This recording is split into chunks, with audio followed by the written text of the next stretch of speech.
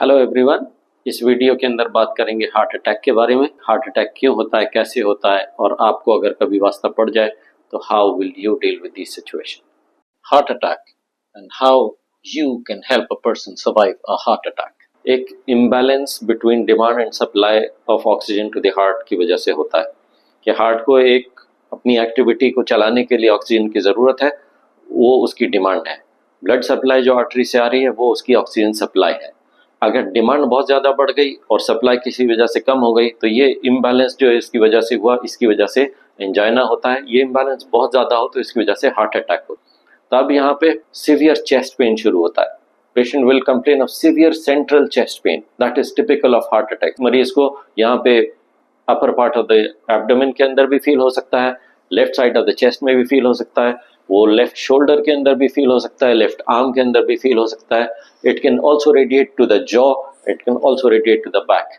ये सारे radiating pain central chest pain की वजह से जो स्प्रेड होकर के जा रहे हैं उसकी वजह से हो सकते हैं। इसके साथ में पेशेंट को बहुत प्रोफ्यूज पसीना आने लगता है, घबराहट होती है, which is interpreted as sense of impending doom, के कुछ बहुत ही बुरा होने वाला है। Some more symptoms of heart attack are shortness of breath, dizziness, lightheadedness, nausea, vomiting, or heartburn, and very strangely sometimes no pain at all. This is typically seen in long-standing diabetics. आपके अगर करीब में कोई ऐसे patient को इस type के symptoms हो रहे हैं तो आपकी जिम्मेदारी है कि आप उसकी हेल्प करिए। उसकी जान बचाने के लिए आप क्या कर सकते हैं, उसके लिए मैं आपको 4 स्टेप बता रहा हूँ। नंबर 1, फौरन कॉल फॉर हेल्प करिए। इमरजेंसी सर्विसेज को इंडिकेट करिए कि ऐसा मरीज है जिसको ये हार्ट अटैक आ रहा है, ताकि वो इमीडिएटली एम्बुलेंस भेज करके, एक्सपर्ट्स को भेज करके उसको संभाल सकें, उसको हॉस्पिटल ले जा सकें। अर्जेंटली हॉस्पिटल पहुंचाना इसलिए भी ज़रूरी है कि अगर उनके कॉर्नरी सर्कुलेशन के अंदर कोई क्लॉट है तो डॉक्टर्स उसको डिसॉल्व करने के लिए कोई मेडिसिन देंगे, जो कि जल्दी से जल्दी अगर दी जाए तो असर करती है, बहुत लेट दी जाए तो उसका फ़ायदा ना होगा। Ideally, it should be given in the first hour after the heart attack, which is called the golden hour.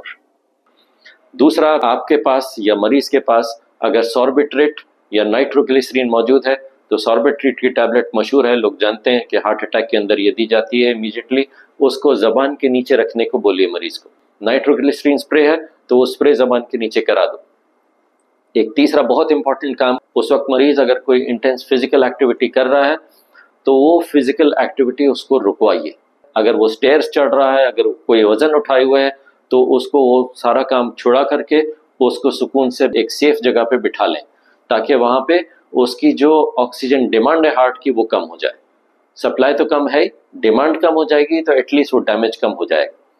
चौथा काम, अगर मरीज के पास या आपके पास एस्प्रिन टैबलेट है, इकोस्प्रिन टैबलेट है, तो उसकी 300 मिलीग्राम डोज उसको देना है। आमतौर पे 75 मिलीग्राम की या 150 मिलीग्राम की ये टैबलेट्स आती हैं, बट ये टैबलेट्स एंट्रिक कोटेड टैबलेट्स होती हैं, यानी कि वो पेट में जाने के बाद धीरे धीरे घुलती हैं और उसका एस्पिरिन बहुत देर में रिलीज होता है।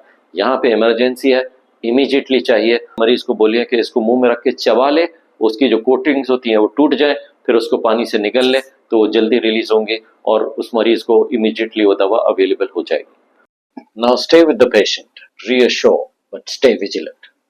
मरीज के साथ रहें, उसको तसल्ली देते रहें, मगर होशियार रहें। And from now on, keep Sorbitrate and aspirin in your wallet. Who knows, you might save a life one day.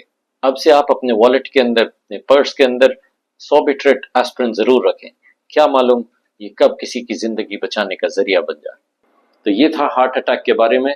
अगले वीडियो में हम बात करेंगे हार्ट फेलियर के बारे में, and subsequently we'll also talk about cardiac arrest. Thank you so much.